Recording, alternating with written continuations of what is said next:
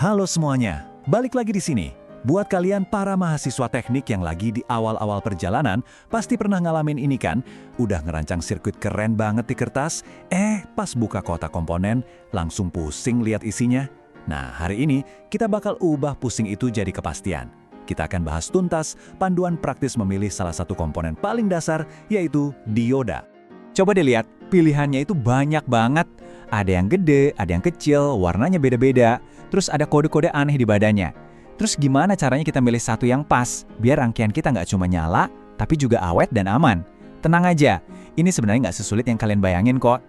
Biar fokus dan nggak ngalor ngidul, misi kita hari ini spesifik banget. Kita mau pilih dioda yang paling pas buat rangkaian penyeara setengah gelombang.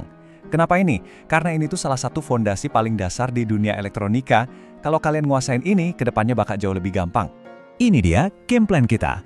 Pertama, kita bakal belajar cara baca petanya komponen, yaitu datasheet. Terus, kita bedah dua syarat wajib yang harus dipenuhi dioda, kemampuannya nahan tegangan sama ngalirin arus. Nah, abis itu, kita langsung praktek di studi kasus beneran. Dan terakhir, saya kasih rangkuman poin-poin pentingnya. Udah siap? Yuk kita mulai! Setiap komponen elektronik itu punya buku manualnya sendiri, namanya datasheet. Anggap aja ini kayak peta harta karun.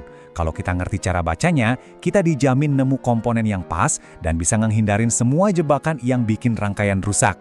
Emang sih, datasheet itu kadang kelihatannya rame banget ya, isinya angka semua. Tapi tenang, buat misi kita ini, kita bisa langsung lompat ke bagian Absolute Maximum Ratings. Dan cuma perlu fokus ke dua parameter ini, VRRM dan EFFAV. Gampangnya, anggap aja VRRM itu batas tegangan maksimum dan EFFAV itu batas arus maksimum yang nggak boleh kita langgar sama sekali. Oke, kita kupas satu-satu ya. Syarat pertama, dan ini krusial banget buat keselamatan dioda kita, ini semua soal daya tahan. Jadi, apa sih VRM itu? Gampangnya gini deh, ini tuh tamengnya si dioda. Ini adalah nilai tegangan negatif paling tinggi yang bisa dia blokir berulang-ulang tanpa bikin dia jebol atau rusak.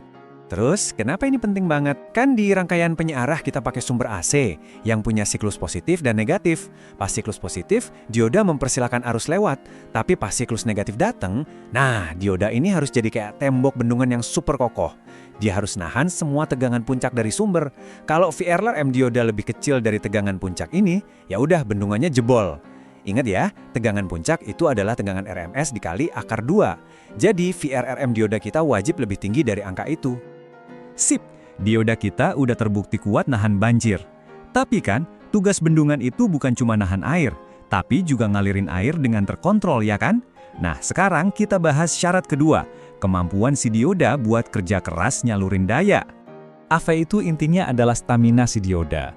Angka ini ngasih tahu kita seberapa besar arus rata-rata yang bisa dia alirkan secara terus-menerus tanpa kepanasan, tanpa ngos-ngosan, apalagi sampai kebakar. Coba bayangin, dioda ini kayak pipa air. Beban di rangkaian kamu, entah itu lampu, motor, atau apapun, itu kan butuh minum arus buat bekerja. Nah, parameter EFAV dari dioda kita ini harus lebih besar dari kebutuhan arus rata-rata si beban. Kalau lebih kecil, sama aja kayak ngasih minum gajah pakai sedotan. Nggak bakal cukup. Oke, teori melulu bosen juga ya. Yuk sekarang kita kotorin tangan kita coba terapkan semua ini di kasus nyata. Waktunya hitung-hitungan. Prosesnya logis banget kok. Misalnya nih ya, kita punya trafo dengan output 12 volt AC RMS dan beban yang butuh arus rata-rata 0,5 ampere. Oke, langkah pertama, kita hitung tegangan puncaknya. Berarti 12 volt dikali akar 2, hasilnya sekitar 17 volt. Artinya apa? VRRM dioda kita wajib di atas 17 volt. Terus arusnya? Udah jelas, beban butuh 0,5 ampere, jadi EFAV dioda kita harus lebih dari itu. Nah, dapat kan spesifikasi minimumnya? Dan ini, dengerin baik-baik, ini penting banget. Jangan pernah, sekali lagi, jangan pernah pilih komponen yang spesifikasinya mepet sama perhitungan. Jadi, dari hitungan kita tadi yang butuh VFRM di atas 17 volt, jangan ambil dioda yang ratingnya 20 volt. Itu cari penyakit namanya. Ambil yang 50 volt atau bahkan 100 volt sekalian. Anggap aja ini asuransi buat keawetan rangkaian kalian. Oke, sekarang kita jadi juri. Kita punya syarat minimum tadi, VRRM harus di atas 17 volt dan EFEV harus di atas 0,5 ampere. Kita lihat dioda Z. VRRM-nya 20 volt, oke, lolos tipis. Tapi arusnya 0,5 ampere, pas banget, nggak ada margin keamanan sama sekali, coret. Nah, sekarang dioda X dan Y.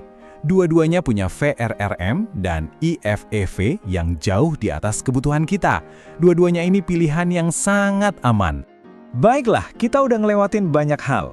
Biar makin nempel di kepala, kita rangkum semua ini jadi semacam contekan super singkat yang bisa kalian pakai kapan aja. Ini dia intinya, cuma ada 3 langkah. Pertama, cari tahu tegangan puncakmu. Pastiin VRRM dioda lebih tinggi. Kedua, cari tahu kebutuhan arus rata-rata bebanmu. Pastiin IFFAV dioda lebih gede. Dan yang terakhir, yang paling penting, jangan pelit kasih safety margin. Udah, itu aja. Simple banget kan? Jadi ingat ya, datasheet itu bukan ujian hafalan. Itu adalah alat bantu. Kuncinya adalah mengidentifikasi 1 atau 2 parameter paling kritis untuk pekerjaan yang lagi kalian hadapi.